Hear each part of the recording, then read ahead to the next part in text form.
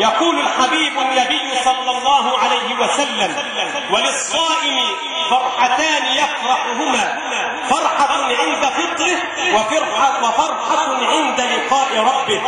فالمسلم له فرحة يومية حين يتم الله عز وجل عليه نعمة صيام اليوم، يشكر الله عز وجل على هذه النعمة، ونعمة عند تمام الشهر فيحمد الله عز وجل الذي وفقه لإتمام صيام شهر رمضان، ويحمد الله عز وجل الذي أحل له ما كان حرام، ويحمد الله عز وجل الذي أحل له الطعام والشراب، ويحمد الله عز وجل ويكبره الذي أحل له النساء بعد أن قلنا عليه في نهار رمضان حرام.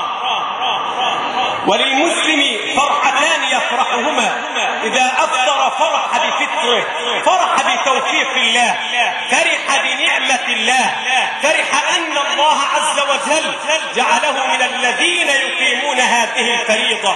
وفرحة عند لقاء ربه: يكفي للصائم أن يعلم أنه يوم القيامة لا شفيع ولا محامي ولا أحد يدافع عنه، وحينها تجد الصيام والقرآن رفقاؤك في شهر رمضان.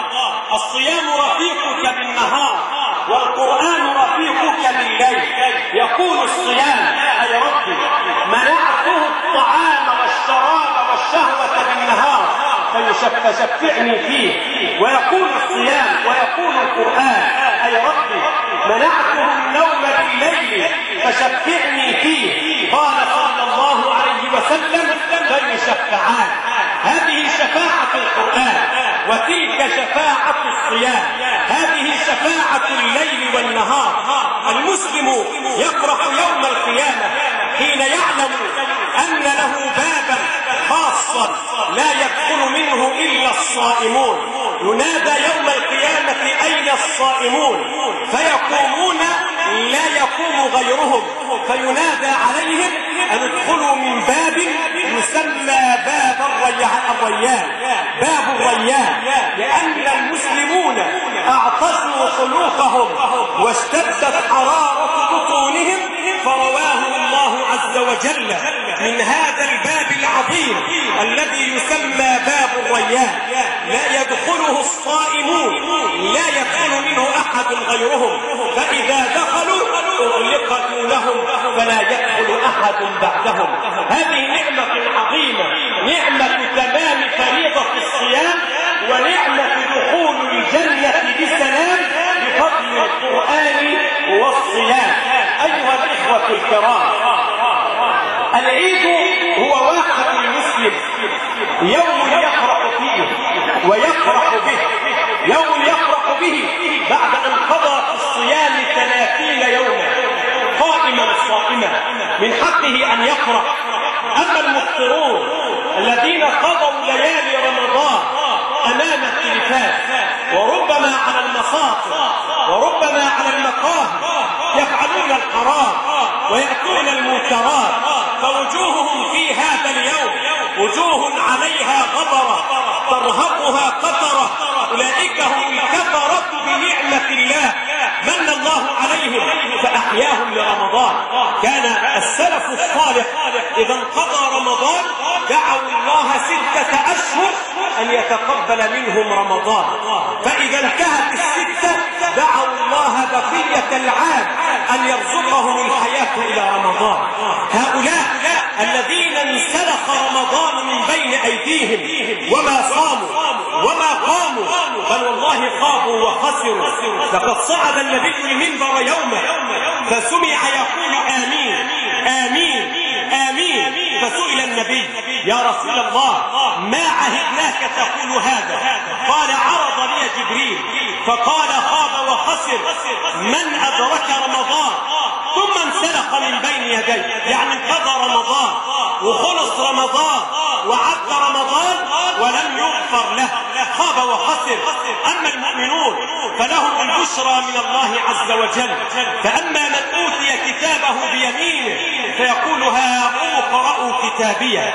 يا فرحتي حين قمت رمضان أقرأ القرآن وأصب قدمي لخالق الأنام، أقرأ القرآن وأذكر الله وأستغفره وأتوب إليه.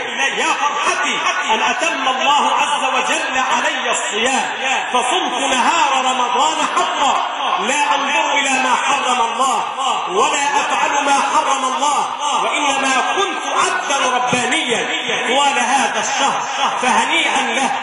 فأما من أوتي كتابه بيمينه فيقول هاؤم اقرءوا كتابيه. يا فرحتي، انظروا يا عباد الله إلى صحيفتي، ملؤها الصيام وملؤها القيام، ملؤها الفرحة بأن أنعم الله علي بقيام هذا الشهر وصيامه. هاؤم اقرءوا كتابيه إني ظننت أني ملاق حسابيه، فهو في عيشة راضية في جنة عالية قطوفها دانية. اسمع، كلوا واشربوا هنيئا بما أسلفتم في الأيام الخالية. يا لها من فرحة عظيمة، حق للمسلم حقا أن يفرحها وأن يفرح بهذا اليوم العظيم. ومن شعائر هذا اليوم أن فرحة العيد للصغير والكبير، للذكر والأنثى، الكل سواء. فعن أم عطية رضي الله عنها تقول كان رسول الله صلى الله عليه وسلم يأمرنا أن نخرج العواتق، والعواتق هن الفتيات التي بلغن وسمين عواتق، قيل لأنهن عما قريب يعتقن من سطوة الوالد والوالدة ويكن ربات بيوت فقد عتقوا ببلوغهن. أمرنا رسول الله صلى الله عليه وسلم أن نخرج العواتق وذوات الخضور اللاتي لا يخرجن من بيوتهن أن يخرجن فيشهدن الخير، حتى الحلية يخرجن فيعتزلن المصلى، يعني يجلسن إلى جوار المصلى فيشهدن الخير، وجماعة المسلمين فيشهدن اجتماع المسلمين. وها هم المسلمون اليوم قد اجتمعوا على هذا اليوم، فجل المسلمين يحتفلون في هذا اليوم بعيد الفطر. فنسأل الله عز وجل أن يجمع المسلمين جميعا على كلمة سواء،